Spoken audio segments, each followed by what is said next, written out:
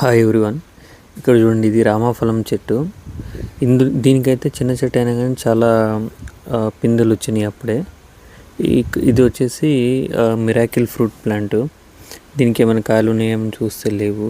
ఇంకా జామకాయలు చూడండి ఫుల్గా ఉన్నాయి ఈ చెట్టు నిండా. ఈ సైజు కూడా బాగానే వచ్చినాయి. నేను ఇంకా ద్వారగా ఉన్నాయేమో తినొచ్చు అని చెప్పేసి ఒకటి కోసి చూశాను, కానీ ఇంకా చాలా పచ్చిగా ఉన్నాయి. అనవసరంగా ఒక కాయ వేస్ట్ అయిపోయింది అనుకున్నాను. బట్ ఇంకా పెద్దగా అవుతాయి. ఫుల్ బరువు ఎక్కువైపోయింది, చెట్టు వంగిపోయింది. ఇక్కడ చూడండి, పపాయ చెట్టు కూడా బరువుకి కింద పడిపోయింది.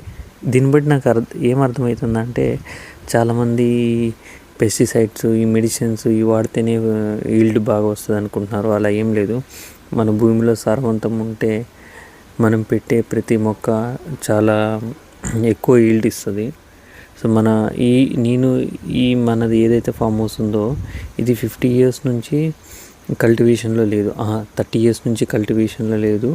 ఇవన్నీ అప్పట్లోనే వెంచర్స్ వేశారు, ప్లాట్స్ వేశారు కాబట్టి ఎవరు వాడలేదు వీటిని. అందుకనే సాయిల్ చాలా యాక్టివ్గా ఉంది. వీటికి మేము జీవామృతం ఇవన్నీ యాడ్ చేయడం వల్ల ఇంకా ఎక్కువ సాయిల్ యాక్టివ్ అయ్యి ప్రొడక్ట్ ఎక్కువ వస్తూ ఉంది. ఇక్కడ చూడండి, అసలు సొరకాయలు చెట్లు చూస్తే ఒక 2-3 కనపడుతున్నాయి, కానీ ఎన్ని సొరకాయలు ఉన్నాయో అన్నీ ముదిరిపోయినాయి. ఒక 10 daysకే ఆల్మోస్ట్ ఒక 20 సొరకాయల వరకు ఉన్నాయి చూడండి. అందులో కొన్ని నేత సొరకాయలు ఉన్నాయి, వాటిని కోసి వేస్ట్ అయిపోతాయి అని చెప్పేసి మా అపార్ట్మెంట్లో వాళ్ళకి ఫ్రీగా ఇచ్చాను. ఇవన్నీ చూడండి చాలా వరకు ముదిరిపోయినాయి. ఈ సొరకాయలు ముదిరినాయా లేదా అని ఎలా తెలుసుకోవచ్చు అంటే, గిచ్చి చూస్తే స్మూత్గా ఉంటే అది నేతదని, ఇంకా హార్డ్గా ఉంటే అది ఇంకా ముదిరిపోయిందని అర్థము. సో ఆ వేలో నేను టెస్ట్ చేసి నేను కాయలు కోసాను.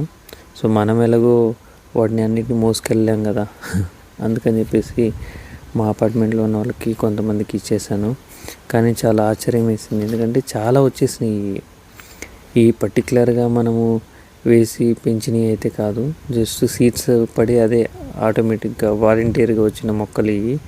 కానీ నేలలో వేస్తే కుళ్ళిపోతాయి అన్నారు. కొన్ని అయితే కుళ్ళిపోయినట్టు ఉన్నాయి, కానీ చాలా వరకు సొరకాయలు అయితే అసలు కాసి ముదిరిపోయినాయి కూడా. సో ఇవి చాలా నాటు వెరైటీ సొరకాయలు కదా, వీటిని మనం ఫామ్ ల్యాండ్లో కూడా వేద్దాము.